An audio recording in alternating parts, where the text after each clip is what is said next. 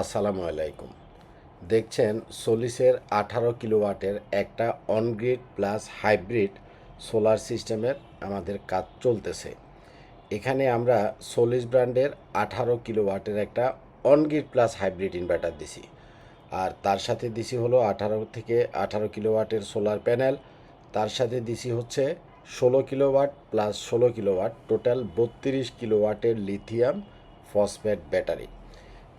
এই সেটআপটা দিয়া আপনি এয়ার কন্ডিশন যদি চালান, আপনার বাসায় সর্বোচ্চ 5টা 6টা 7টা পর্যন্ত এয়ার কন্ডিশন চালাতে পারবেন 1.5 টন, অর্থাৎ 1.5 টনের এয়ার কন্ডিশন আপনি 5টা থেকে 7টা air condition at a time চালাতে পারবেন। একই সময়ে 7টা পর্যন্ত এয়ার কন্ডিশন চালাতে পারবেন। তার সাথে চালাতে পারবেন পানির একটা মোটর যদি আপনার থাকে, পানির motor, cooker, washing machine, induction চুলা, যত যা কিছু আছে সব সব কিছু আপনি এই একটা সেটআপ থেকে চালাতে পারবেন।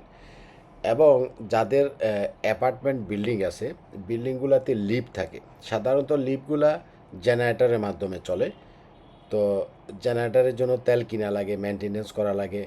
হ্যাঁ, তো আপনি চাইলে জেনারেটরের বিকল্প হিসাবে এই সেটআপটা দিয়া আপনার লিফটগুলোও চালাতে পারবেন, এবং লিফটের সাথে আপনার যে কমন স্পেসের যে কিছু লাইট আছে বা সিকিউরিটি রুমের লাইট ফ্যান আছে সেগুলোও আপনি চালাতে পারবেন।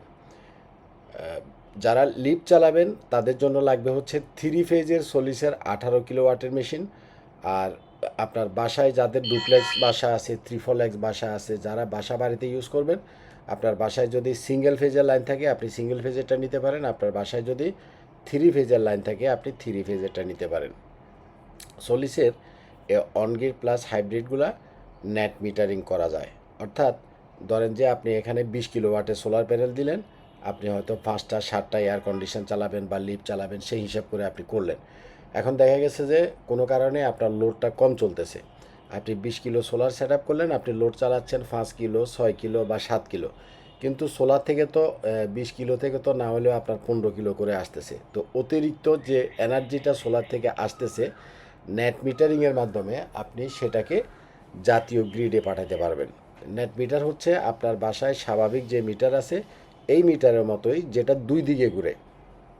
এখনকার আপনার বাসার যে মিটার সেটা শুধুমাত্র একদিকে ঘুরে, অর্থাৎ আপনি যখন ইলেকট্রিসিটি ইউজ করেন সেটার বিল উঠে। আর নেট মিটারটা যখন আপনি ইলেকট্রিসিটিটা ইউজ করবেন সেটার বিল যখন উঠবে তখন ঘুরবে একদিকে। আবার সোলার থেকে অতিরিক্ত যে বিদ্যুৎটা আসবে সেটা যখন আপনি গ্রিডে জমা রাখবেন সেটা আবার উল্টা দিকে ঘুরবে। এবং আপনি কত ইউনিট বিদ্যুৎ প্রতিদিন গ্রিডে জমা রাখতেছেন সেটার একটা হিসাবও পেয়ে যাবেন। এখন কথা হচ্ছে ভাই, আমি যদি গ্রিডে অতিরিক্ত বিদ্যুৎটা জমা রাখি তাহলে আমার কী লাভ? আপনার লাভ হচ্ছে যে বিদ্যুৎটা আপনি দিনের বেলাতে গ্রিডে জমা রাখলেন, ধরেন যে প্রতিদিন আপনি 50 কিলো দিনের বেলাতে আপনি গ্রিডে জমা রাখেন, তো রাত্রে বেলাতে তো সোলার থাকে না, তখন আপনি যে গ্রিডের লাইনটা ইউজ করতেছেন, যতটুকু বিদ্যুৎ সোলার থেকে আপনি গ্রিডে জমা রাখলেন ততটুকু বিদ্যুৎ আপনি রাত্রেবেলাতে যে ইউজ করতেছেন সেটার বিল দিতে হবে না। অর্থাৎ দিনে তো সোলার থেকে আপনার সব কিছু চললো, সেটার বিলটাও আপনার সেভ হলো। রাত্রেবেলাতে আপনি গ্রিডে জমাকৃত বিদ্যুৎটা আপনি আবার ইউজ করতে পারছেন, যার কারণে রাত্রের ইলেকট্রিসিটি বিলও আপনার সেভ হবে। আর আপনি যদি নেট মিটারিং করতে না চান, শুধুমাত্র অফ গ্রিড হাইব্রিডের মতো করে ইউজ করতে চান, অর্থাৎ সারাদিনে আপনার ঘরের যত লোড আছে, light, fan, TV, air condition, পানির মোটর, ফ্রিজ, কুকার যা চালাবেন ডাইরেক্ট সোলার থেকে চালাবেন, হ্যাঁ আপনি সেটাও করতে পারেন। অনগ্রিড, অফগ্রিড, হাইব্রিড এই মেশিনগুলোতে তিনটা ফাংশন এই মেশিনগুলোতে আছে। আপনি এটাকে শুধুমাত্র অনগ্রিড হিসাবে ইউজ করতে পারবেন, শুধুমাত্র অফগ্রিড হিসাবে ইউজ করতে পারবেন, এবং এটা ব্যাটারি ব্যাকআপ সিস্টেম অর্থাৎ হাইব্রিড হিসাবেও ব্যবহার করতে পারবেন। কানাডিয়ান 715 ওয়াটের সোলার প্যানেলগুলো আমাদের কাছে অ্যাভেলেবেল আছে। এটা হচ্ছে সবচাইতে বেস্ট একটা সোলার প্যানেল, কারণ এটার কোম্পানিটা হচ্ছে কানাডারই একটা কোম্পানি। কানাডিয়ান যে প্যানেলটা, এটার ব্র্যান্ডটা বা কোম্পানিটার অরিজিন হচ্ছে কানাডা। আচ্ছা, তো অনেকেই মনে করেন বড় সেট যখন করেন, ছোট যদি আমরা সোলার প্যানেল দিই 620 বা 550, সেক্ষেত্রে প্রচুর পরিমাণে স্পেস নষ্ট হয়। সাধারণত বড় সেট ক্ষেত্রে আপনারা কানাডিয়ানের 715 ওয়াটের যে সোলার প্যানেল এটা দিয়ে করার চেষ্টা করবেন।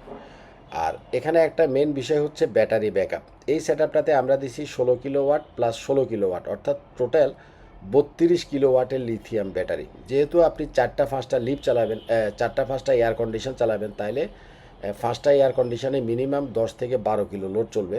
তাহলে 32 কিলো যদি আপনার লিথিয়াম ব্যাটারি থাকে, আপনি 5টা এয়ার কন্ডিশন রাত্রের বেলায় ব্যাকআপ থেকে চালাইলেও 5-6 ঘন্টায় আপনি ব্যাকআপ পাবেন। মূলত কয় ঘন্টা ব্যাকআপ পাবেন এটা নির্ভর করে হচ্ছে আপনার টোটাল কত কিলোওয়াটের লিথিয়াম ব্যাটারি আছে আর আপনি কত কিলোওয়াটের লোড চালাচ্ছেন। যত কিলো লিথিয়াম ব্যাটারি আর যত কিলো আপনার লোড, সেটা দিয়ে ভাগ করলে আপনি ঘন্টাটা পেয়ে যাবেন।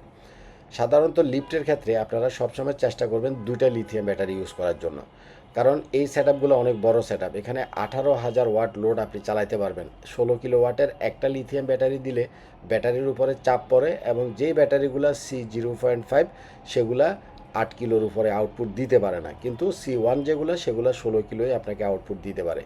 ব্যাটারিটা অবশ্যই আপনাকে 2টা ইউজ করতে হবে। ভালো থাকবেন, আজ পর্যন্তই থাক। আসসালামু আলাইকুম।